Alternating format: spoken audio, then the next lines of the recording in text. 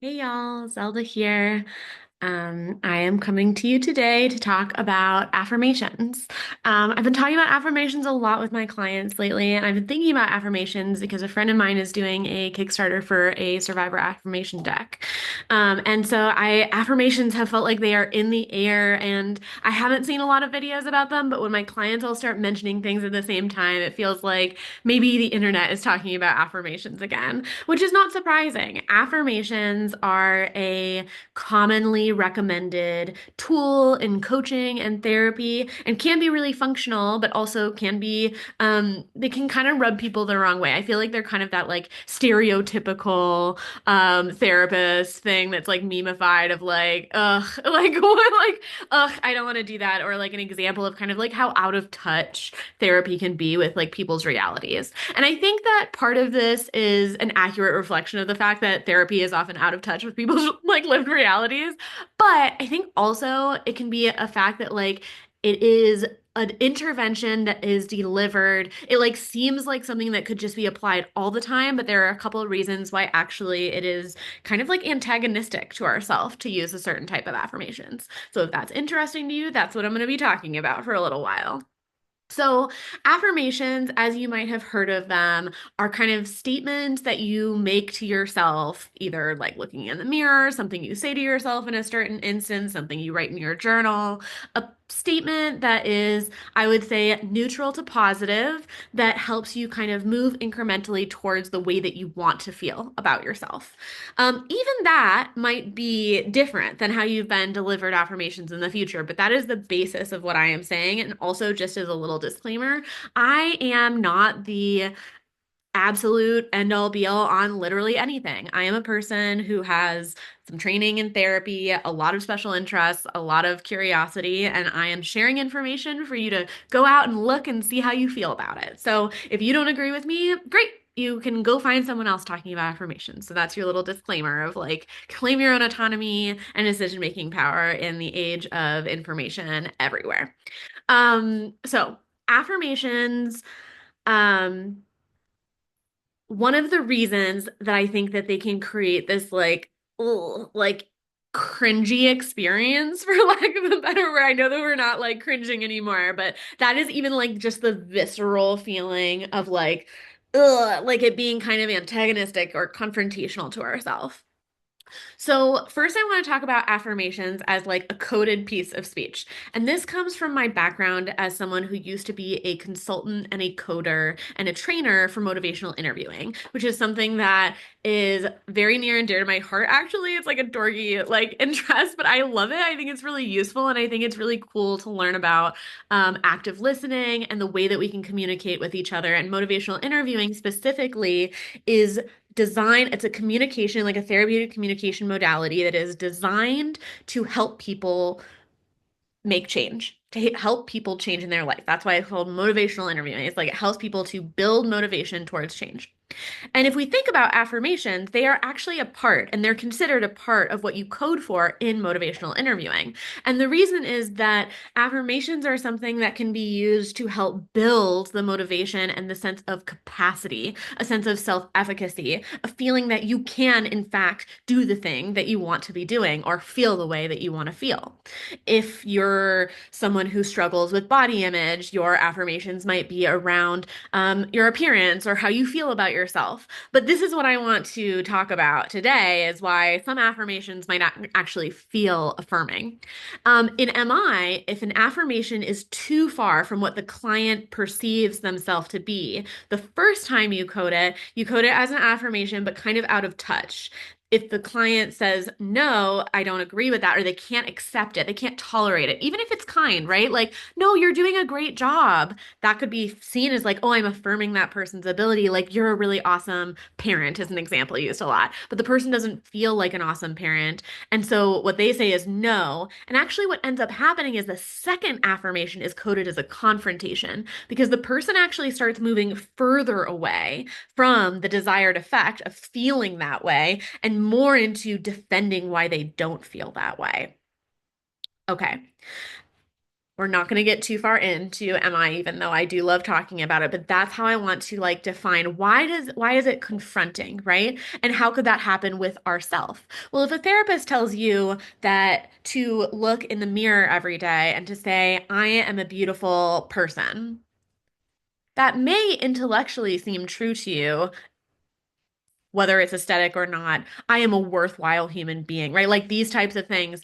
If you are staring in the mirror and saying something you absolutely do not feel or believe to yourself repeatedly and you are feeling bad about it, we know that like even though we're trying to build this like positive self script for you to be able to move towards what you want to feel, you're not actually feeling that way. And so what we know from like encoding memories and things is like how you feel when you remember it is as important as what is going on, right? When we think of EMDR, another type of modality that I do a lot with trauma processing with clients, what a big thing that you do is you go back and you see how you feel in a memory that is traumatic, and then you keep returning to it until it feels different, so that you've actually like encoded that memory differently, right? And so when we think about that as a concept, we know that if you're looking in the mirror, whatever you're doing with affirmations, saying something you feel icky doing, you're actually encoding like a yuck feeling with that.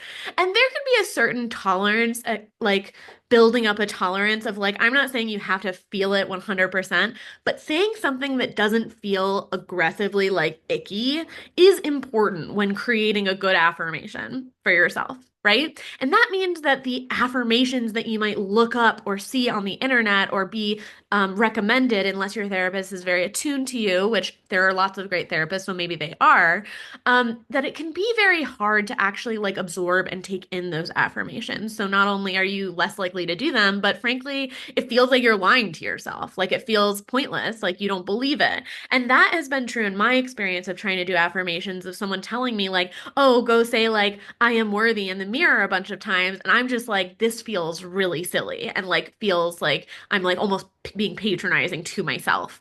And that is the thing that we don't want, right? Because that's where we lean into like a confrontation aspect. And that's where we're going to store it and actually create an aversion or like an ick feeling with that.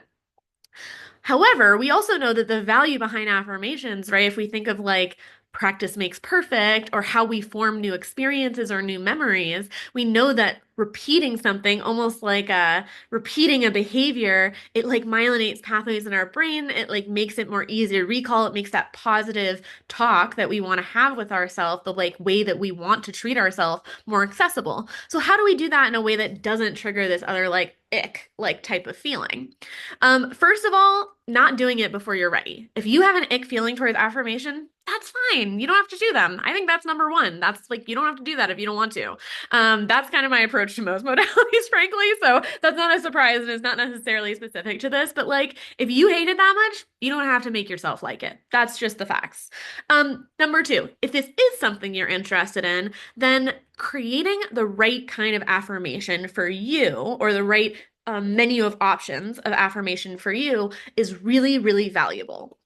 So, one of the things that I think can be really useful in this is figuring out something that relates to how you want to feel about yourself in that is kind of inarguable. Like it's almost like a fact. When I started doing affirmations with myself, I started doing more factual based affirmations in the sense that, and this is an example I use a lot with clients, is like if there's a part of your body, like body is something that a lot of times affirmations, but also self-worth, right? For a body related one, right? Like if you can't genuinely be like, I love my body, like that doesn't feel genuine to you. I have even said like, okay, what are you grateful that you can do with your body? Two things that I started with. These are my own examples, and I encourage people to use them if you like them and don't if you don't want to. That's fine. Um, my hands are something that I really appreciate. I love doing art. I like making things. I love writing. I like painting my nails. Like, I love that part of I like wearing rings. I like my hands a lot. And so, being able to affirm a part of my body that actually feels like part of my identity and being like, I love my hands because they allow me to do the things that I want to do in life, or I am grateful for my hands. If love is like too far still, that's okay. A lot of times we start in these places and have built up a lot of self-loathing, and that is not a problem necessarily. It's just a place that you're starting at, right? I've also said I am grateful that I have a stomach that holds my organs inside my body. I don't want my organs doing whatever. I think it's really cool that they're in there. They keep it safe. I don't have to worry about losing them, like I lose my keys or my phone or something, you know? Like I am really grateful that like that's a really great design on my body.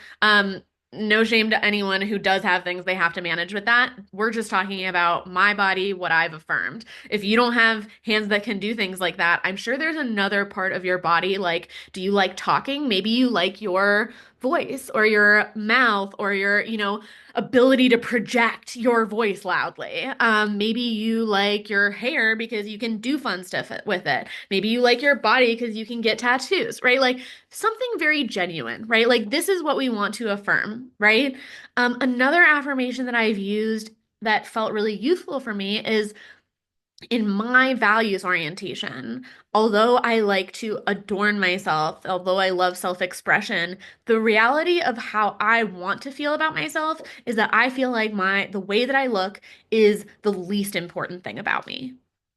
The way that I look is the least important thing about me. And so that is an affirmation that I used to start. I would feel bad about myself. One of the ways that I would kind of approach myself is I would say, hey, listen, the way that you look, your aesthetics, how you present yourself is the least important thing about you. It sucks that you're not feeling great right now and you totally deserve to feel better. And the reality is that I want to be able to shift my focus towards the shit that actually matters to me. And so that was an affirmation that worked really well for me. One of the practices that I recommend for you is like writing down, like if you have like a lined piece of paper or something. It doesn't have to be this type. It could be like a little one. It could be a notes app on your phone, whatever. I don't care how you do it. Just this is just an option. And filling up that, you can use affirmation lists on the internet, but you can also just write things that are true, either how you want to feel about yourself, how you hope that you could feel about yourself, things that are factually true about yourself. And kind of making a list and then using a scale of 0 to 10, like 0 being like, I don't believe this at all, and 10 being like, I totally believe it, or whatever it is, and ranking them, right? Like, how edgy is it for you to say this? And starting the affirmation process with the ones that are closer to whatever number you decide, whatever ranking system you decide, that it already feels pretty true. Yeah. So starting with something that already feels pretty cohesive is going to feel more like egocentric. It's going to feel like, yes, I agree. Like I'm saying that to myself, but I also agree with myself while I'm saying that on some level, even if I want to feel it more. And this is how you might like increase your threshold of how that actually might feel useful or functional to you.